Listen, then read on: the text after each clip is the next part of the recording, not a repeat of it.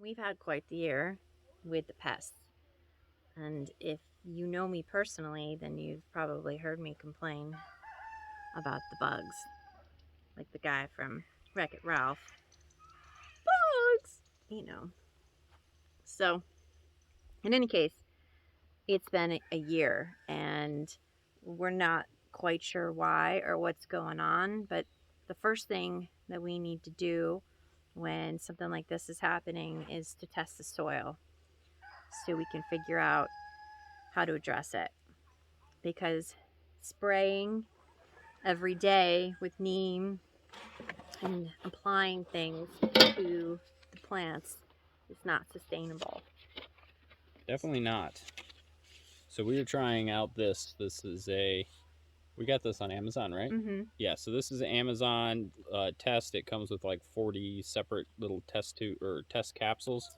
But we're trying to do the NPK, which each one's separate, and each one takes around 10 minutes to wait for it to for the color to show up. So it is a little bit time consuming to try and get it done all in one time. But we have come up with our solution, which is, what was that? It was 5 parts water and 1 part of the soil you want to test, and then you have to stir it all up and then wait for anywhere from 30 minutes to 24 hours depending on what kind of soil you have. So we did that yesterday. Yes. And now the soil's done, and we are going to test this for nitrogen. I think that's what we're going to do next. Great.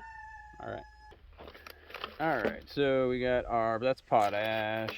Is this one it? Yeah, so we got the pinkish purple color is nitrogen.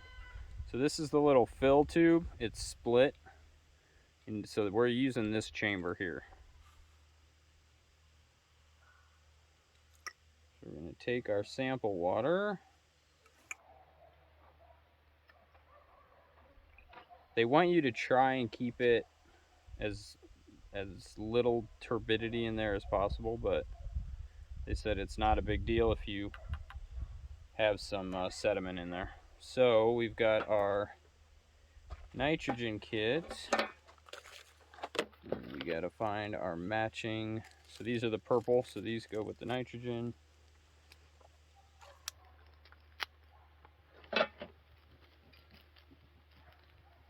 Get one of these out, that would be wonderful.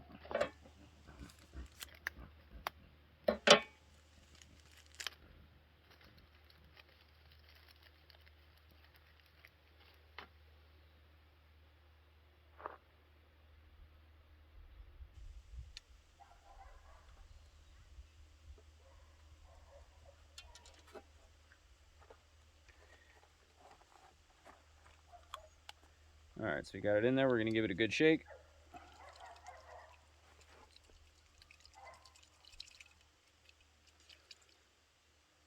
Until that powder is totally dissolved. All right, now after you do that, you got to wait 10 minutes. So we're going to let that sit. All right, so we have waited 10 minutes. And if I can catch the light in here, it looks pretty depleted to me. Like, this is not a super accurate test. This is a ballpark test.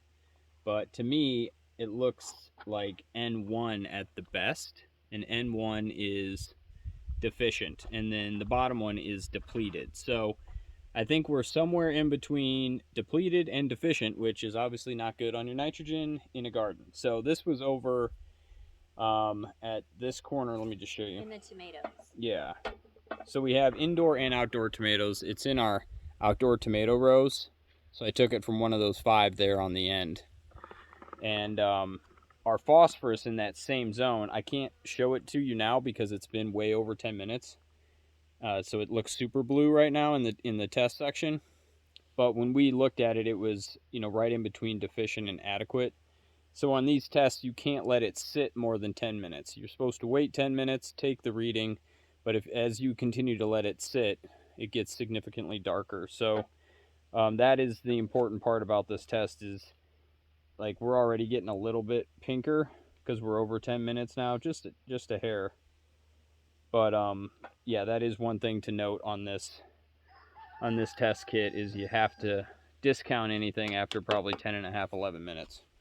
So this is called, again, the rapid test, and this is just a generalized test. So it gives you a ballpark on what you need to make major adjustments to. Fine tuning, you'd have to do a little more sophisticated science here, but this is only like, what was it, 16 bucks? I have no idea. So it's $16 roughly about there on Amazon, and you can do 40 tests. But I don't think that's quite correct. So basically, you could do 10 of each kind of test. Yeah, that makes more sense. Yeah, so you could do 10 nitrogen, 10 phosphorus, and 10 potash, and it also comes with a pH test kit. So, it's not 40 tests, it's 10 of each of these basically. So, but the nice thing is we have 2 other buckets from different areas of the garden that are ready to test. So we're going to go ahead and do that. And now that we know that we're absolutely deficient over there with nitrogen, gives us somewhere to start and make improvements with. And we will do this potash one as well, because that should be something that we can definitely make an amendment for very easily, is the potash. So we will do this one as well. And then I think I would recommend this because it's 16 bucks, and there's a lot of people who gave reviews and comments. You read those, right? It was, good yeah, reviews. People who have done gardening for a long time, and they said for the bang for the buck, this thing really rocked. So we have the rest of the test to do, and We'll be right back. We'll be right back. Let me see. So it's, yeah, you're probably right. This is the phosphorus for the garden. So we're a little low in that too, yeah? Mm-hmm. Yeah. So this goes to the tomato bed. Now, there's the nitrogen. Again, we're low. Real low. Wow, where is that at? That's your raised bed. Wow. Yeah, so that's It's interesting because the carrots didn't do jack diddly. I took it from the carrot bed. It's interesting because we're having no trouble growing the leaves, and the roots aren't growing, so you would think the phosphorus would be low. Well, the phosphorus isn't great. It's like maybe adequate, but the nitrogen is deficient again. How do we make all these amendments? Well, we'll find out how. Okay. What we're gonna add. All right. So I think that is well, it's just good information. So we have one more zone we'll test. It looks like we need to make some amendments to the soil. Yeah, that's for sure. Yeah, we're looking super low, so at least that gives us a starting point. So, and Grandpa's here. This looks crazy. Back.